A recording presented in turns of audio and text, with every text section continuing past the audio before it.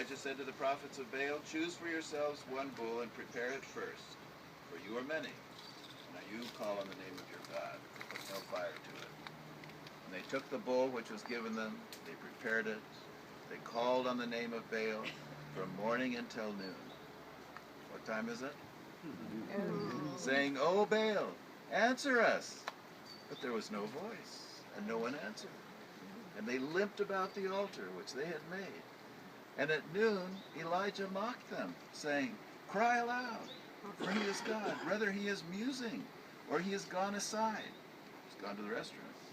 "Or he is on a journey, or perhaps he is asleep and has to be wakened." And so they cried aloud and cut themselves after their custom with swords and lances until the blood gushed out upon them. And as midday passed, and they raved on until the time of the offering of the oblation, but there was no voice. No one answered, no one heeded. Then Elijah said to all the people, "Come near to me." And all the people came near to him. And he repaired the altar of the Lord that had been thrown down. Elijah took 12 stones, according to the number of the tribes of the sons of Jacob, to whom the word of the Lord came, saying, "Israel shall be your name." And with the stones he built an altar in the name of the Lord. And he made a trench about the altar as great as would contain 2 measures of seed.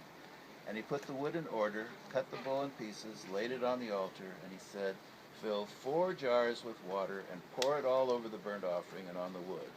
And he said, "Do it again the second time." And they did it the second time. And he said, "Do it a third time." And they did it a third time.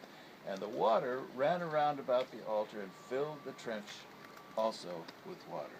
That took faith, didn't it? To drench everything with water before he prayed for fire. And at the time of the offering of the oblation, Elijah the prophet came near and said, "O Lord, God of Abraham, Isaac, and Israel,